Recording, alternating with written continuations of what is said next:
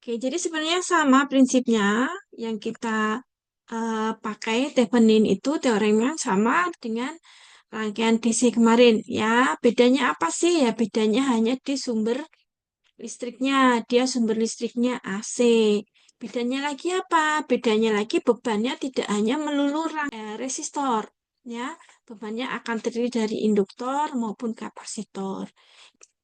Baik, contohnya seperti ini ya, tentukan rangkaian ekuivalen Thevenin dari rangkaian yang terhubung ke resistor pada gambar berikut ya. Berarti yang dicari ekuivalen Theveninnya itu yang ini.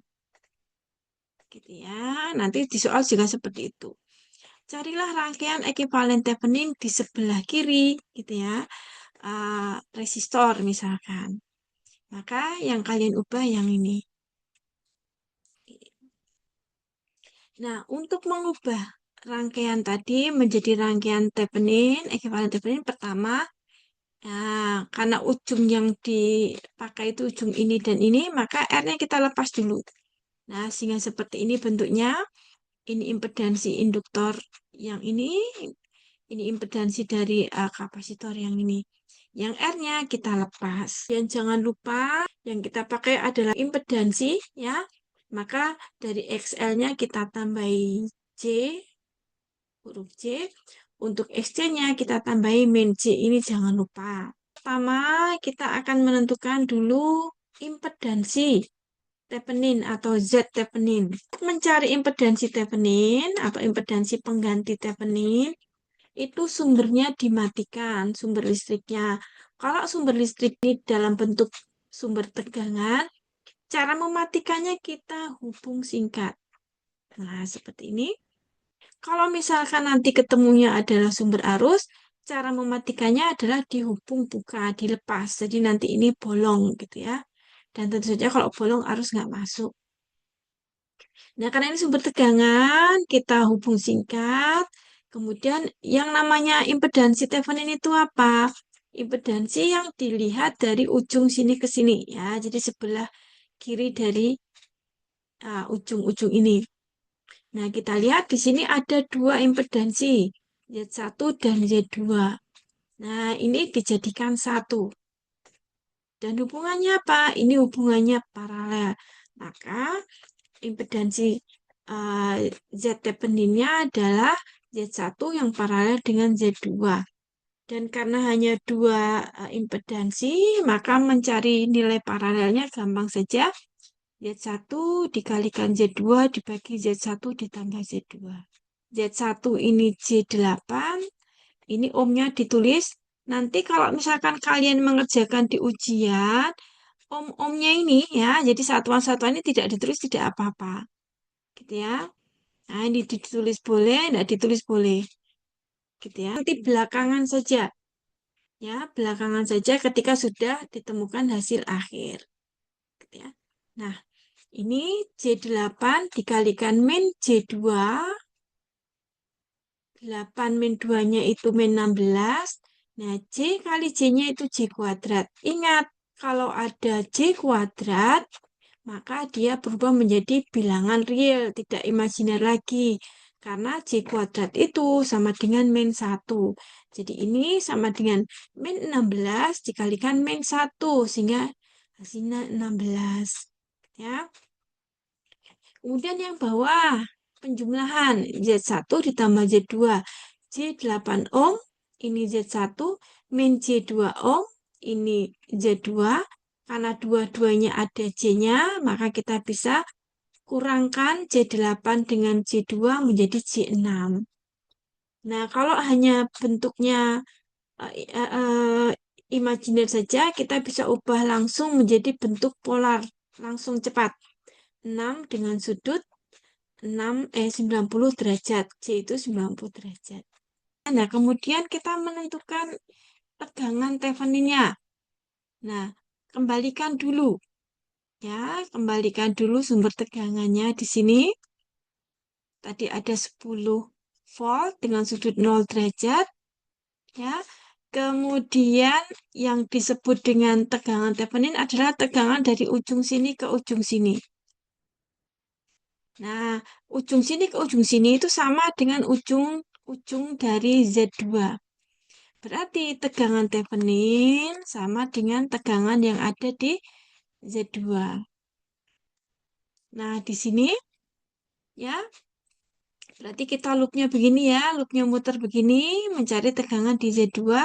Nah, dengan menggunakan prinsip pembagi tegangan itu kita gunakan untuk mencari tegangan di salah satu impedansi, di mana impedansinya terhubung seri. Nah, ketika kita melakukan analisis ini kan semuanya terhubung seri. Nah, karena semua terhubung seri, maka untuk mencari tegangan Z1 maupun Z2, kita bisa gunakan prinsip pembagi tegangan. Ya, nah, tegangan di Z2 itu sama dengan, ya, jadi Thevenin ini sama dengan tegangan di Z2. Oke, dengan menggunakan prinsip pembagi tegangan, maka tegangan di Z2 sama dengan Z2 dibagi Z totalnya, Z total di sini seri, Z1 ditambah Z2, dikalikan sumber tegangan satu-satunya ini. Ya, ini Z2, min Z2, ini Z1 plus Z2, sama dengan J6, ya, J8 min J2 sama dengan J6. Oke. Oke, sekali lagi nanti kalian mengerjakan boleh ini tidak ditulis dulu. Ya, satuan-satuannya itu belakangan saja ditulis di sini. Kalau misalkan ribet gitu ya, biar memudahkan untuk membaca. Oke, maka yang di atas ini J2 dikalikan 10 jadi min J20, yang di bawah menjadi J6. Nah, ini sama-sama J. Ya, maka J-nya yang ini eh, kalian boleh karena sama-sama J bisa langsung dibagi saja ya.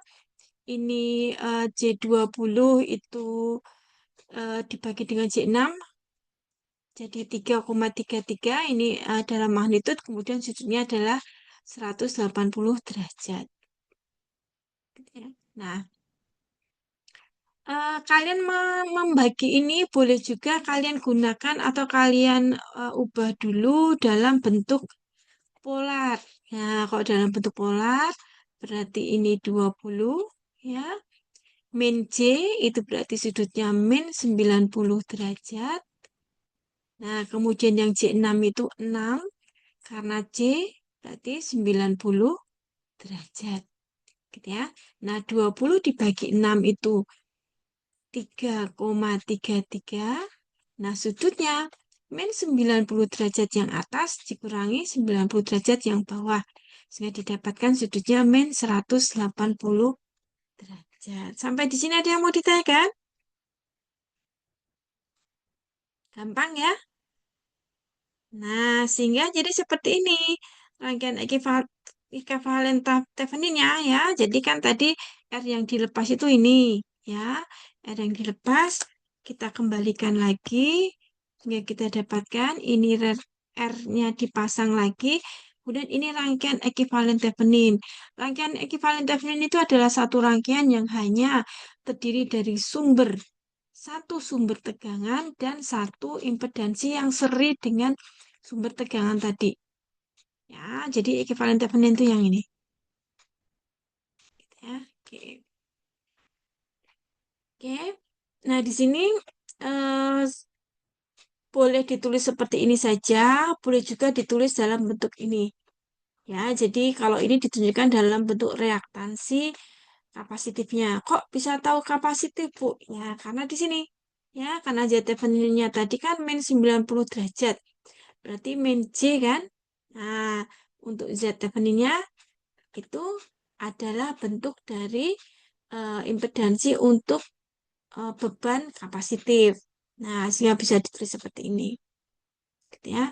Oke, kemudian ini untuk ini keliru ya, harusnya 180 derajat ininya ya. Untuk Theveninnya 3,33 dengan sudut min 180 derajat.